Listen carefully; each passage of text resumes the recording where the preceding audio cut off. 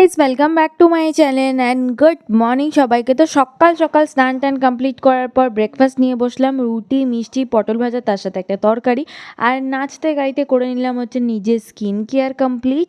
তো তারপর ready teddy হয়ে বেরিয়ে যাচ্ছিলাম, আর মহারাজরা তো মানে পুরো রাস্তা জুড়ে বসে থাকেন, ওনাদের সরিয়ে আর কি যেতে হয়। যাই হোক, তারপর দোকানে চলে গেলাম, দোকানে গিয়ে কিছু লেখালেখির কাজ ছিল, তারপরে সব পেটি পেটি থামস আপের মাল চলে এলো, সেগুলো সব গোছালাম টোছালাম। তারপরে দাদা এসেছিলো, বৌদি এসেছিলো, দাদাও আমাকে হেল্প করেছিল ওই পেটি গোছানোর জন্য।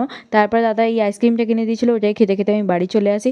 বাড়ি চলে এসে আরেকটা কাজ ছিল, যেটা হচ্ছে তোমার মানডে, কারণ সেই দিনটা ছিল আমার পুজো দেওয়ার দিন। মানডে বললাম ওই জন্যই, মহাদেবের পুজো দিয়ে আমি তারপরেই লাঞ্চ কমপ্লিট করি। তো লাঞ্চে ছিল হচ্ছে সজনে ফুল ভাজা, যেটা আলু দিয়ে মাখা হয়েছিল, ভেন্ডিটাকে সর্ষে দিয়ে হয়েছিল, আর ডাল আর চাটনি। তারপরে ফ্রুটসে ছিল হচ্ছে তরমুজ আর আঙুর। এইগুলো সব খেয়ে আমার প্রচণ্ড ঘুম পাচ্ছিলো, তাই ঘুমিয়ে টুমিয়ে নিয়েছিলাম। তারপরে রেডি হয়েছিলাম, কারণ সোমবার দিন আমি বাইরে মন্দিরে পুজো দিতে যাবো না, এটা তো হতে পারে না।